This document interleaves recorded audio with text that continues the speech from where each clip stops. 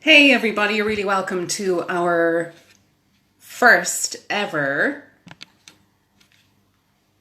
Smithfield Boxing Club Seconds Out sparring sessions. We're just going to be joined by our head coach Igor Khmil now. We're just setting this. Hey Ellie, hey Alex. Thanks very much for joining us. Send us in some questions if you would like. Um, Igor is Okay, joining us now. Hey Igor, how are you? there she is. How is she? Here I am. Just telling everybody it's our first ever Seconds Out session. We're going to be talking boxing, training, motivation, keeping in that mindset. I suppose the first thing everybody knows is, we're in really uncertain times. That goes without saying, and it's hard to maintain your motivation in any sport, but I would argue particularly in individual sport. So what's the question? The question is maintaining your motivation when you're competing in an individual sport. Well, first of all, they are unprecedented times, isn't it? Mm. Definitely, I never seen anything like it. So in my not so long time in this earth, and even I'm talking to much older guys and ladies, and no one witnessing this. So it's unprecedented what's happening. So we all in this sort of situation, but I always like to find positivity, and there's a huge amount of positivity. And if you could see Costa del Dublin outside, like I'm talking to some guys on their mid 60s, and they signed through their entire life, and me been living in 20 years in Dublin, I never seen from March to May such a lovely weather. So that, like, I don't know how people feel about it, but that on its own, for me, is a massive boost of go out and doing something. Do you know what I'm saying? Yeah. I'm after losing the 4 kgs, doing a bit of training myself, So That's one of the things that this lockdown, these restrictions have created is if you want to see it that way, it creates an opportunity to change up your training regime or to oh, get back to where you were when you were sorry, fixing this phone. sorry, a bit of wind. Um, yeah. Do you see me? Okay. Yeah, Good. Perfectly. Yeah. yeah. Look, it's like this. There's a lot of things in training, in boxing training that have a some people think possibly secondary effect and maybe have not direct effect on boxing that requires a lot of patient, monotonous work. Such a things like everyone love watching Lomachenko on the YouTube and doing all these fancy things on the tune. Some people might think, sure, it's a showbiz stuff because it's a bit unusual. Well, let me tell you this: reading the hundreds and hundreds books on boxing, mainly kind of from former Soviet states Mm. books, and a lot of them recommending what he's doing. So, if you're spending this time, something that in your normal routine, let's take us back before the um, before the COVID hit us all. Um, like we didn't really have a time to spend on, let's say, juggling 2 3 balls or Yeah. juggling some kind of uneven shaped uh, uh, um, sort of items. Do you know what I mean? Or do the volleys, or do the I don't know, headstands, or doing any gymnastical exercise and extra stretch that requires hours upon hours of doing it. Do you know what I'm saying? Like happens to And that's be the that. kind of training, Igor, that it's easy to underrate because let's say things like juggling doesn't look like training, but this is a sport based on hand-eye coordination. Well, yes. I don't know if many people uh, find that effective or useful. But let me tell you this: besides hand-eye coordination, the reaction, the calmness, the focus while you're juggling, because the responsibility of, I don't know, dropping the ball or dropping the potatoes that you're juggling with, whichever that might be, um, Yeah. not as big, but yet it requires the full attention and requires that fluffy, light, composed, collected moments. Do you know what I'm saying? So Mm. that very replicates condition or feeling during the fight. you know what I'm saying? The opponent's face or the body could be that near to you. It could be further away from you. So the balls are juggling in different. So it's to have a kind of orientation of on the space where certain positioning of your hand in different to be calm, composed, collected, throwing in the right angle, catching it relaxedly without dropping it. Do you know what I'm saying? Yeah. So all these factors, they come to play then obviously together with many other trainings or such things as to polish your one favorite punch. Like you could dwell with for hours and hours monotonously where you can kill the time by doing it. Do you know what I'm saying? So I think it's a fantastic opportunity to do them things. So even such things are like I born in the country where PE was based around gymnastics and athletics, which I think only after seeing what's happening in a lot of Western societies, I think it's a fantastic thing we have.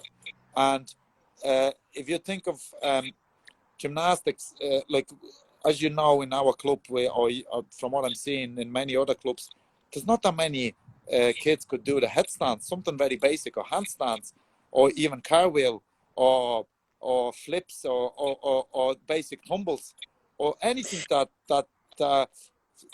at first feels that sure what's that? Well, at very least, I remember what it did to me. That I always felt that maybe not that many people can do it. So it's just the extra confidence and extra. And confidence is vital, and you're so right with regards to how we teach physical education. Much of Western Europe is that there's only a certain window of time where you can build up that confidence in your physical abilities. So if you're learning to do a cartwheel at 5, it's a very different experience to learning a cartwheel at 15, at 25, 35, 45, 55, because the fear builds up. So if you have that innate unconscious confidence in your physical ability to complete a task, it sets you up for learning new skills. Yeah. Exactly. Now, I remember my times when I was very young, and I remember my parents were sending me to a little village where they were originally from, and I remember the guys down the street, the neighbors, the kids of my own age, they quite often had to do. For me, there was a holiday during the summer, but for them, they had to, I don't know, bring the cows to the field. Do you know what I'm saying? Taking the neighboring cows as well, and anyway, they were busy, they were preoccupied. So I had to spend my time on my own doing things. And I remember, now we had a big, massive bed, right? There's a kind of Austrian style bed, as in the very kind of almost double king size or such, you know. And I remember as now I was learning how to do the somersault.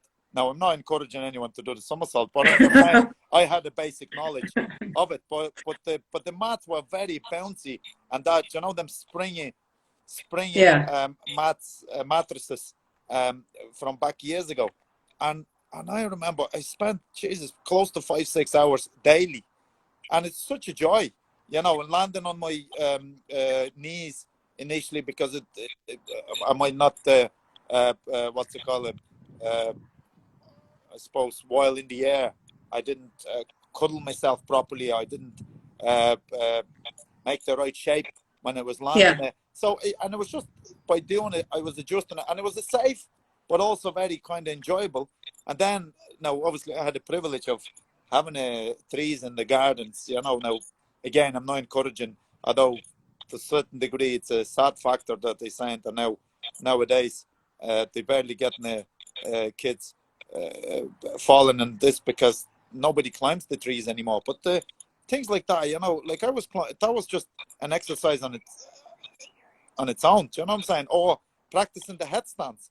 Do you know what I'm saying? And you'd be spending hours just to get it perfect. You know, so it could be Monday your headstands, Tuesday your tumbles, Wednesday your stretch. Do you know what I'm saying? Your whatever you call it, your lower back stretches, or just trying to fold all together, just sitting on your bum and leaning forward and try to reach the toes. And each Tuesday or each Wednesday, that would be progressive there. Then go to Thursday and do your juggling and 50 variation of different juggling you could look at. And now with the internet, YouTube thing, you know, you could find out how to do it. Just stick up the video and copy them, you know, and practice on that, you know. And it's important when you're practicing, no matter what sport you're practicing or the level you're practicing at, that when you start out, let's say, building flexibility, you were talking about stretches, that you have a goal in mind. You're not just doing it for the sake of it. Yeah. So you could have your short-term goal: by this time next week, I can touch my toes. Yeah. In 6 months, you know, I can do the splits. Whatever it is, have, you know, a prize to put your eye on. Yeah, definitely. Look, the goals are very simple. People trying to complicate and think that there's some should be some amazing ideas. You know, it's something very, very simple. As you just said, it could be measurements. I don't know. Next 3 weeks, in this week, I'm touching. I'm getting with my forehead towards the knees. Next time, I'm trying to touch with the belly, my thigh muscles. You know, and next time I'm trying to reach into the, you know, something that realistic. Obviously, we're talking about the guys that I don't know who has what kind of flexibility, you know, let's say, for example, you know. But there's so much. They could go in the plank. They could go in, let's build on the press-ups. Something that, as I said, quite often, most clubs, including our club, we're not training any more than 3 or 4 times a week.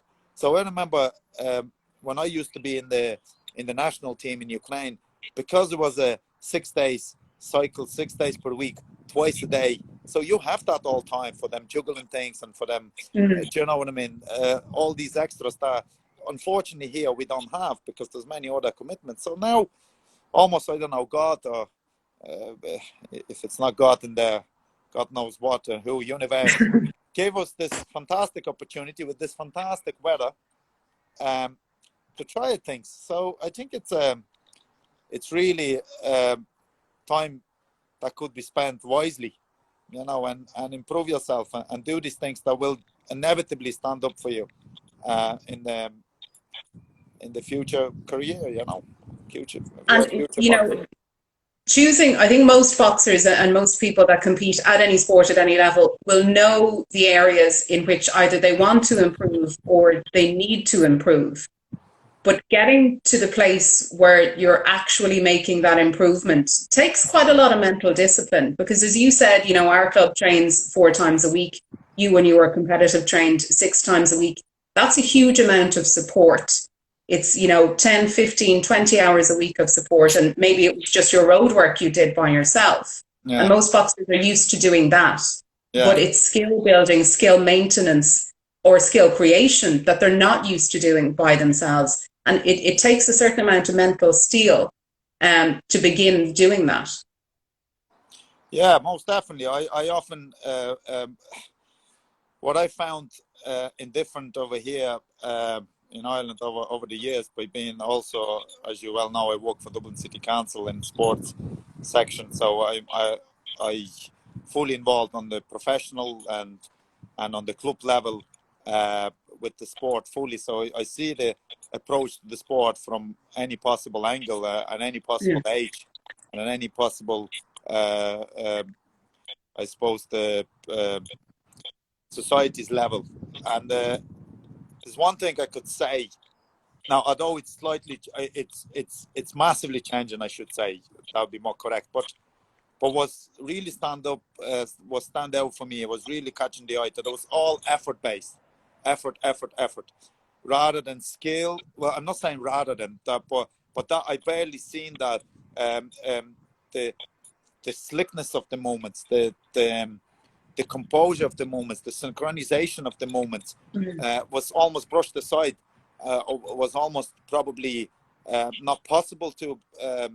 I don't know, but I don't like to offend anyone, but maybe some teachers weren't able to or weren't being knowledgeable enough to talk in that sense. Do you know what I'm saying? But I just seen it was so sort of visible and so that catches the eye. Do you know what I mean? That it's all effort based, where it actually patient, that sort of monotonous and that slow composed moment makes the overall then jigsaw so good. Like I often use in this example, for example, to the young boys who, let's say, admiring Messi, for example, because he's well-renowned footballer and a lot of guys following football. So I'm just saying, you quite often see them in the training field, and he does this most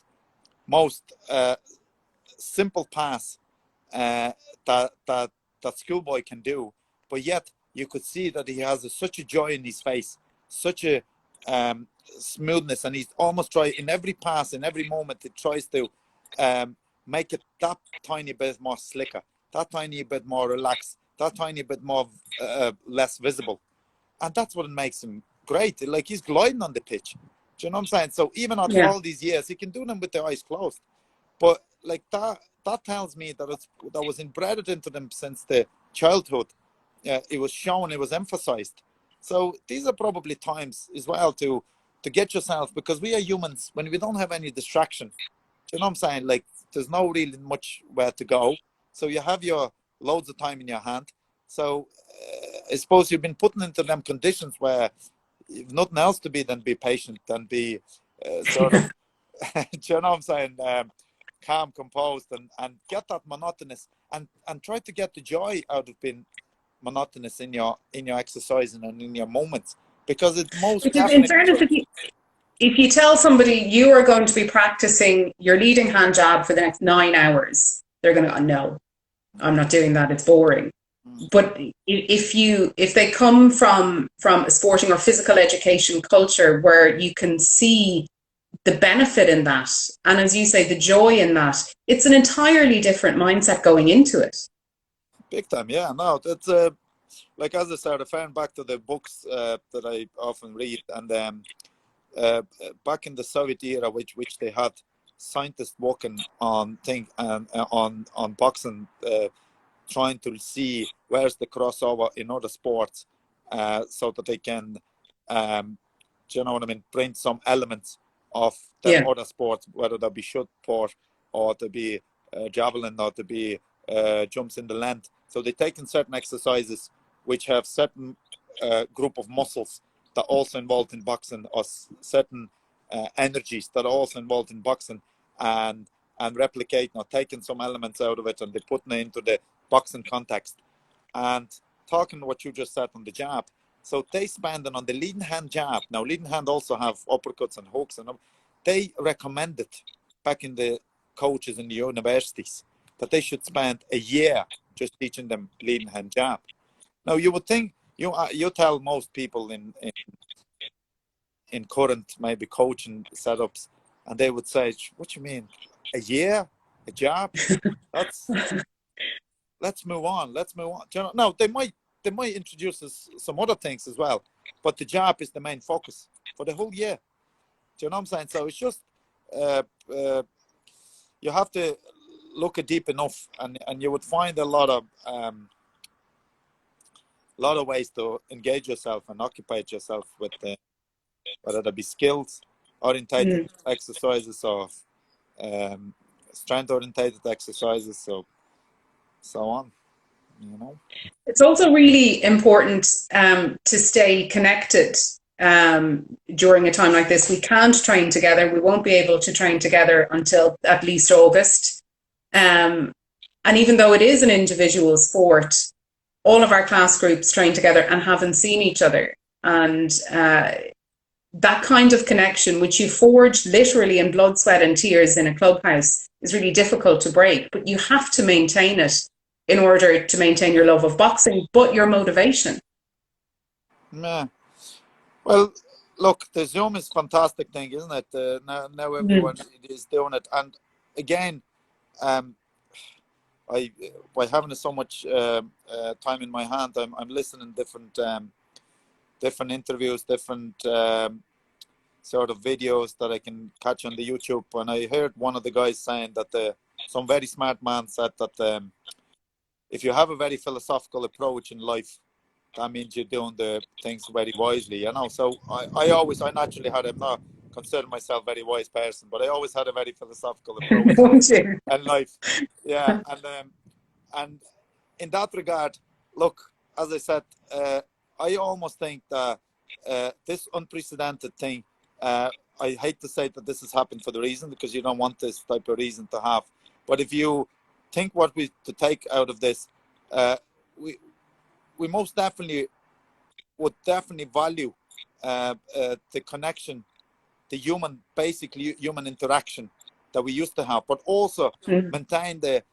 I'm sure each of us in our little families, we can reconnect with that we probably didn't have enough time to be with them, whether they be kids or they be parents or they be your close ones that you're living with, or I could hear loads of people on the television and the saying that they got to know some neighbours they for 20 years they never knew that they lived in there, and they also saying the island used to be like that 50 years ago, so it's a fantastic way to be. I think there is a massive positivity in this. It's just you just kind of look in that angle, I suppose, and it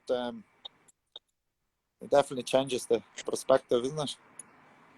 It really does, and as you said earlier, it creates opportunities. It creates opportunities for skill building, for exploring, in training terms, where you want to go, what skill you want to improve on, what new skill you want to develop. But I think for a lot of people, more so perhaps non-competitive boxers, the difficulty is not saying I want to learn X, Y, and Z, or I want to improve my left hook or my slips or my rolls or my footwork or whatever. It's actually doing it. So you'll have the intention. A lot of people are still working from home. A lot of people are looking after their kids at home. You'll have all of the best intentions, but it's putting on your training gear and actually doing it. That's really difficult. Well, funny enough, as you well know yourself, I was very anti-social media, and there is me. That's another positive thing. There is me with this lockdown. I'm joined to social media, and I actually no regrets. I'm quite happy with it.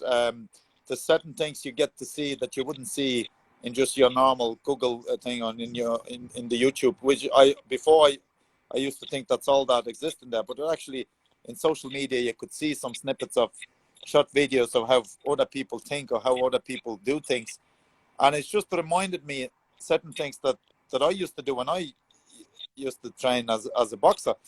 And I was just watching this coach in Russia who just said that what they're doing to their clients who find it, as you're saying, hard to motivate themselves, hard to put, just say, look, just throw the gear on and just come out for literally 2 minutes outside. Don't do anything. Just do the little walk and come back. So yeah. So you're almost like cheating on your brain. You almost like do the little trick with your brain thing. And funny enough, when that person come out and they done whatever, couple of steps outside the door, they just know, right, okay, I'm after coming out, so I might as well just go for the walk and make something out of it. So naturally we humans, we all have a kind of bit of laziness in us. Nobody's naturally, well, there is some people that are naturally internally very motivated, but majority of us we pick the easy option before we pick something, do you know what I mean, more difficult. So Yeah. I suppose these are things that work. So or maybe just say to yourself, look, I just only gonna make a little warm up. That's all I have a mood for. And you'll be surprised that after 5 minutes of a little warm up, you get yourself going again. So you find yourself buzzing and you want to do it. So what I often find with my own training, particularly now, is that I have never regretted doing a training session where I worked hard. Where I didn't is where there's always regret, and I try and use that feeling as fuel for the next time. I don't need to feel like that. I'm going to work hard, push as hard as I can, and finish this with a sense of satisfaction of having achieved something, even if it's only a tiny thing. It doesn't matter. You've still, put in the work. You have learned something very small, and that builds you then for the next time. Yeah, most definitely. I've when I was mentioning there earlier about the different sort of exercises that just taking a lot of time and require the monotonous practicing that requires your I suppose the concentration level and the repetition on the calm, composed way. There's also exercises where you can train your mental strength, like, you know, as you're saying, staying in your plank or doing your press-ups until and literally pushing to your limits and go into to the dark areas, which is, in particular in boxing, it will stand up for you massively. Now, I also to say that people seems to be picking up quite well, because a friend of mine actually rang me. Now, he's not a boxer at all, but he asked me to recommend him where he could get the boxing bags. So I know a good few suppliers. So I said, look, I send him some links. So he said, oh, geez, they don't have a boxing bag. So I just said, oh, hold on a minute. So that couldn't be the case. So I'm going to ring them. So I ran, geez, close to 6 or 7 major suppliers in Ireland and in England, and none of them have a bags in stock. So people, but that's amazing that people fighting their way against the virus and everything else, which is really, really good thing to see, you know. So you were talking there about limits, and I always think that most people, not all people, in any sport or in life, don't actually know where their limit is. They think it's much closer. Whereas in reality, if they can get, you know, whatever it is that motivates them, their limit is much further away. So, for example, press-ups, you'll have somebody who'll say, look, I can do 10. But they can't. Their brain is telling them they can only do 10. They could do 15, they could do 20, they might do 50. I always think learning how to move that limit for yourself is just so important. Yeah, big time. And it's a... Look, it's like by listening other people that achieve things, not necessarily in sport, but I remember something jumping in my mind. I was listening to Gary Barlow, who's a singer, right? And he was just... You're a well-known take that song. Yeah, and he was just telling his story. I remember there was someone giving out to him being too tough in, I don't know, to one of his... like he was a mentor for one of these singers or whatever. So, and he just said, look, he said, back in my day, he said, I had a cassette that I recorded my songs. And he said, I went to every possible studio that existed. He said, every single one of them said no, after they listened 15 seconds of the songs. He said, I went to the Elton John's recording studio. And he said, they listened the first song fully. He said they listened to the second. He said, Jesus, he said, I built up my hope. They listened to the third one, and he said they took it out the cassette, opened the window, and they threw it out, and they said, don't ever come back to us again. Now, Jesus now Christ. he said that every single song on that cassette was making the millions for him up till these days now. So what that tells me, and I could replicate these stories. I could repeat the stories of many other people, successful people, whether they be successful in singing or dancing or whichever things they do on business. It's mainly when they self-made athletes or the self-made business people or the self-made whatever thing. It's a persevere and that kind of sorry, can't pick the right word, but like FU sort of attitude that no, I'll show you that I will do it no matter what, despite of what you're saying to me. And I think if you work on this quality, what I also being a bit philosophical person, what I also often saying to the kids, like if they admire some I don't know exceptional boxers or exceptional athletes, I just like to think, and I used to think that way as well, that they earn an exact same as the ordinary Josso earning on the thing. The difference is they will start earning their €9 an hour, for example, back when they were 6, because they were dreaming big. They were doing every single effort, whatever they were doing when they were that age. Do you know what I mean? I know Tom Jones, when he was very young, he was open the window, pretending in his house to the garden, and he was singing, pretending that there was a lot of audience, and he was only 4 So he was already a star. His grandmother said that. You know, see the way I'm referring to all the singers rather than boxers. But I'm just saying. Please don't sing. But these people, it's either thoughts or either constant efforts of something that happens to be that maybe in their small heads and in their small minds thought, sure, that's only little.